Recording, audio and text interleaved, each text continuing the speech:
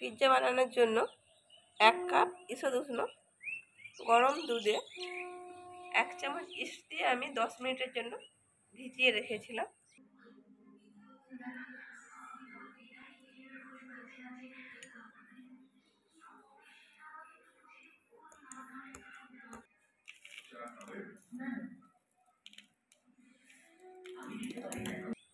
দশ মিনিটে ইস্টটা অ্যাক্টিভ হয়ে গেছে, কতটা ফুলে উঠেছে।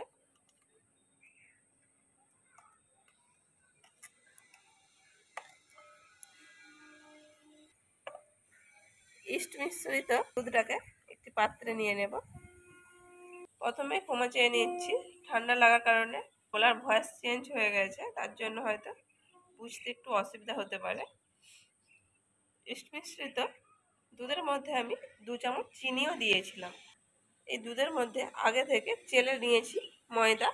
এই ময়দা দিয়ে একটি সফট ডো তৈরি করে নেব।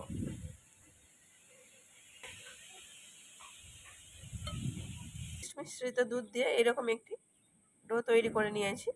ডোটা এরকমই লুজ রাখতে হবে, তবে ইস্টটা অ্যাক্টিভেট হবে। এর মধ্যে দিয়ে দেব 2 চামচ রিফাইন তেল, দিয়ে ভালো করে এটিকেও মেখে নেব। খুব ভালোভাবে মেখে নিয়েছি। এবারে এই ডোটিকে রেস্টে 1 ঘন্টার জন্য রেখে দেব। ঢেকে এটিকে রেস্টে রেখে দেবো 1 ঘন্টার জন্য। ফিরে আসছি 1 ঘন্টা পর। তখন রেস্টে থাক, সেই সময় আমি এখানে কিছু চৌকো চৌকো করে সবজি কেটে নেব।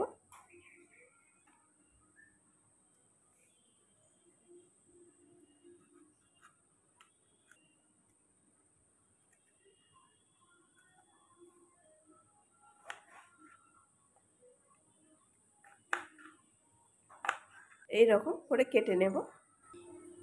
কিছুটা গাজর নিয়েছি, গাজরটাকেও কেটে নেব।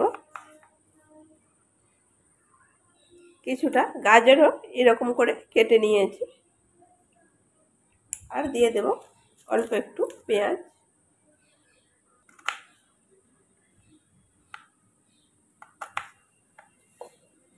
পেঁয়াজের শল্কগুলিকে এইভাবে আলাদা করে নেব। আর এইভাবে চৌকো চৌকো করে কেটে নিয়েছি। কড়াইয়ের মধ্যে দিয়ে দেব 2 চামচ বাটার।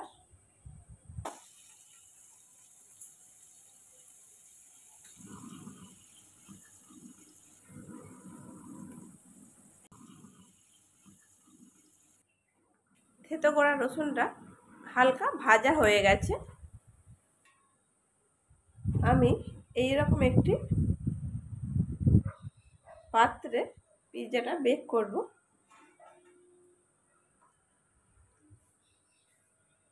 এই পাত্রের মধ্যে এবারে এই বাটারটা নিয়ে নেব।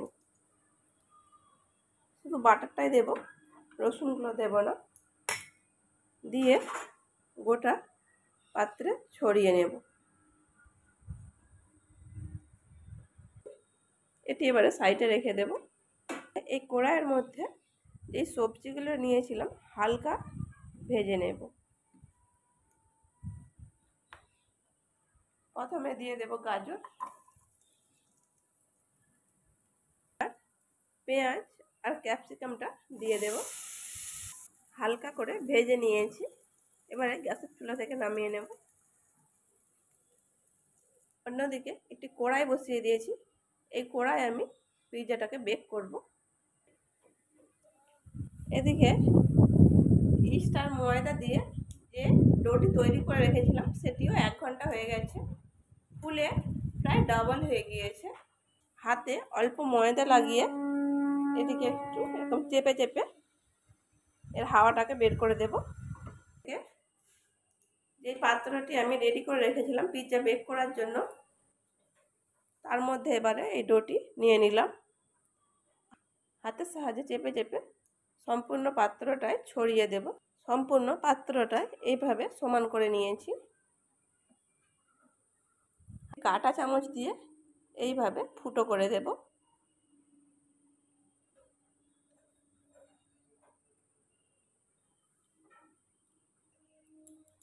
আমি অল্প একটু ডো রেখে দিয়েছিলাম, সেই ডো 2 ভাগে ভাগ করে নিয়েছি। এটি দিয়ে পিৎজার সাইডে আমি একটি ডিজাইন করব। এইভাবে রোল করে নেব। রোল করে নিয়েছি। এবারে এক প্রান্তটা ধরে এইভাবে একটু বিনুনির মতো করে নেব। সম্পূর্ণটাই বিনুনি করে নেব। এইভাবে বিনিয়ে নিয়েছি। এবারে পিৎজা বর্ডারে এটা দিয়ে দেব।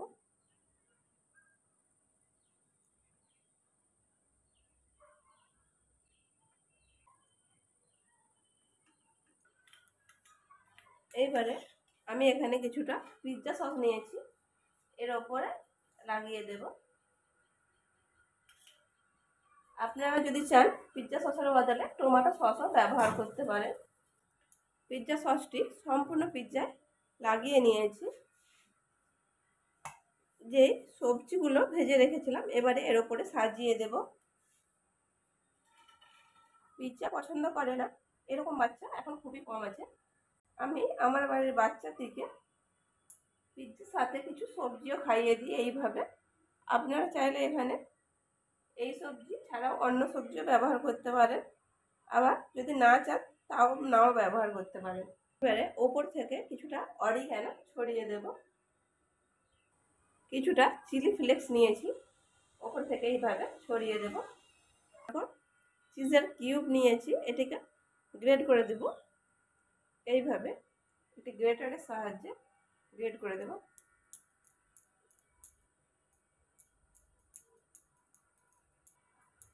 সমস্ত চিজগুলি গ্রেট করে নিয়েছি। বেক করতে বসিয়ে দেব। আগে থেকে আমি গ্যাস জেলে কড়াইটি ফ্রিহিট করে নিয়েছি। এবারে এর ওপরে বসিয়ে দেব। এই পাত্রের তলাটা কড়াই লেগে যাবে না, তাই আমি কোনো স্ট্যান্ড ব্যবহার করলাম না। এই সময় প্রচণ্ড গরম আছে, খুব সাবধানে বসিয়ে দিতে হবে। এইবারে ঢেকে একেবারে লো আঁচে 20 থেকে 25 মিনিট বেক করে নিলে রেডি হয়ে যাবে পিৎজা। ফিরে আসছি 20 থেকে 25 মিনিট পর।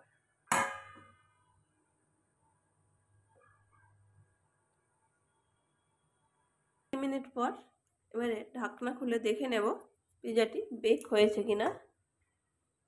প্রচণ্ড গরম আছে এই সময়।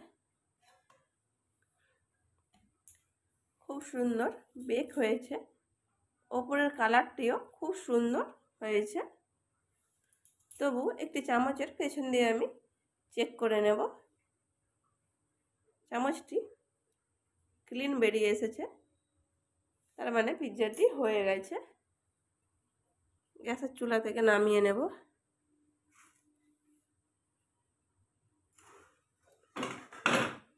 খুব সাবধানে নামিয়ে নিতে হবে, এই সময় প্রচণ্ড গরম রয়েছে। এবার একটি প্লেটে তুলে নেব। একটি প্লেটে নিয়ে নিলাম। কত সুন্দর হয়েছে পিৎজাটি। খুবই সহজে এবং কম উপকরণে কম খরচায় বাচ্চাদের বায়না মেটানোর জন্য আমরা এই পিৎজাগুলি বাড়িতেই তৈরি করে নিতে পারি। এবারে পিৎজাটি কাটবো।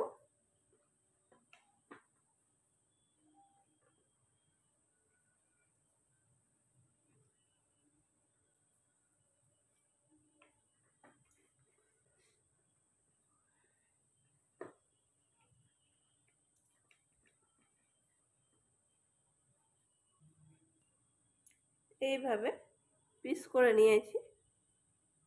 ভেতরটাও কত সুন্দর বেক হয়েছে। রেসিপিটা ভালো লাগলে লাইক শেয়ার কমেন্ট করবেন এবং সাবস্ক্রাইব করে আমাকে সাপোর্ট করবেন।